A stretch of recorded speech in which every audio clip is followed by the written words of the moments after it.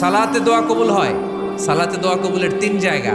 একটা হচ্ছে তাকবীরে তাহরিমার পরে আমরা সানা পড়ি না, আমরা তো একটা পড়ি।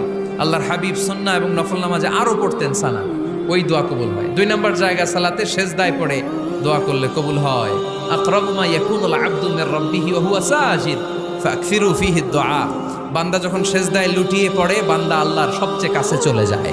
কিন্তু বিশ্বনবী বলে, সেজদাটা তোমার রবের কুদরতি পায়ের উপরে পড়েছে। সেজদায় পড়ে দোয়া করেন। সালাম ফিরানোর আগে বিশ্বনবী দোয়া করতেন, লা ইউসাল্লিমান্না আহাদুকুম হাত্তা ইয়াতাআওয়াযা মিন আরবা'a। আল্লাহর হাবিব বললেন, 4 জিনিস থেকে পানাহ না আছে আমার কোন উম্মত যেন সালাম না ফিরায়। তারা যেন পড়ে, আল্লাহুম্মা ইন্নী আউযু বিকা মিন আযাবিল কবর, আউযু বিকা মিন আযাবি জাহান্নাম, আউযু বিকা মিন ফিতনাতিল মাহইয়া ওয়াল মামাত, আউযু বিকা মিন ফিতনাতিল মাসিহিদ দাজ্জাল। আল্লাহ কবরের আযাব থেকে বাঁচাও, আল্লাহ জাহান্নামের আগুন থেকে বাঁচাও, আল্লাহ জীবন